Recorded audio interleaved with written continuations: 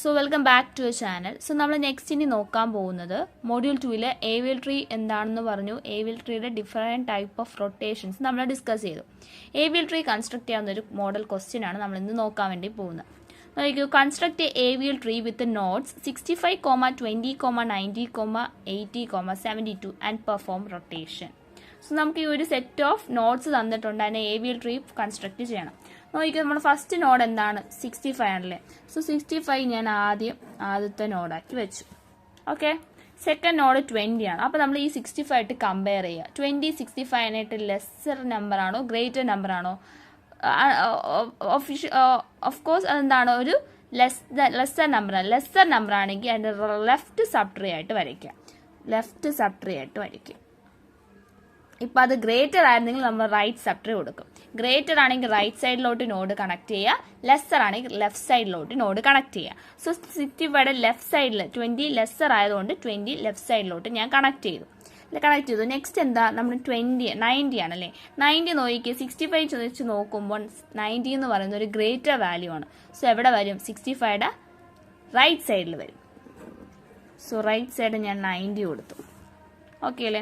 ഇവിടെ ചെയ്യുമ്പോൾ നമ്മൾ ഓരോ ബാലൻസിങ് ഫാക്ടർ ഓരോ സ്റ്റെപ്പിലും ഓരോ നോക്കുക. ഇവിടെ എല്ലാം ഓക്കെ ആണല്ലേ, 0 0 0 ആയിരിക്കും. ഇനി നമ്മൾ നോക്കുക, നെക്സ്റ്റ് ആരെ കണക്ട് ചെയ്യുക? 80 വേണം കണക്ട് ചെയ്യാൻ. 80 നോക്കിക്കുക, 65 വെച്ച് നോക്കുമ്പോൾ ഗ്രേറ്റർ ആണ്, 90 വെച്ച് നോക്കുമ്പോൾ ലെസ്സർ ആണ്. സോ 90യുടെ എന്തെടുക്കും? ലെഫ്റ്റ് സൈഡിലോട്ട് എന്ത് കണക്ട് ചെയ്യുക? 80 കണക്ട് ചെയ്യുക. മനസ്സിലാവുന്നുണ്ടോ എങ്ങനെ കണക്ട് ചെയ്യണമെന്ന്? ഓക്കെ, നെക്സ്റ്റ് ഇനി എന്ത് ചെയ്യുക? അടുത്ത് 72 ആണ്. 72 എന്ന് പറഞ്ഞാൽ 65നെയും കാട്ടി എന്താണ്? ഗ്രേറ്റർ ആണ്. ഗ്രേറ്റർ ആകുമ്പോൾ റൈറ്റ് സൈഡിലോട്ട്. 90യും കാട്ടി ലെസ്സർ ആണ്. അപ്പം 90യുടെ ഏത് സൈഡിലോട്ട് വരും? ഈ സൈഡിൽ. പക്ഷെ 90 കഴിഞ്ഞിട്ട് അടുത്ത ഏതുണ്ട്? 80 ഉണ്ട്. സോ 80നെയും കാട്ടി എന്താണ്? ലെസ്സർ ആണല്ലേ. 80നെയും കാട്ടി കുറച്ചും കൂടെ ഗ്രേറ്റർ ആയത് നമുക്ക് റൈറ്റ് സൈഡ് കൊടുക്കായിരുന്നു.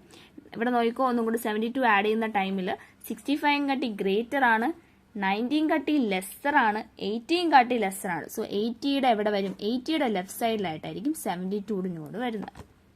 Okay, fine. നമ്മൾ കൺസ്ട്രക്ട് ചെയ്താൽ മനസ്സിലാവുന്നുണ്ടല്ലോ.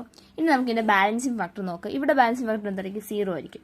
80 എന്ന് പറഞ്ഞാൽ നോഡിന്റെ ബാലൻസിങ് ഫാക്ടർ ലെഫ്റ്റ് എന്തുണ്ട്? 1 ഉണ്ട്. റൈറ്റ് എന്തെങ്കിലും ഉണ്ടല്ലോ? 1 - 0 1 ആയിരിക്കും. ഇനി 90യുടെയോ?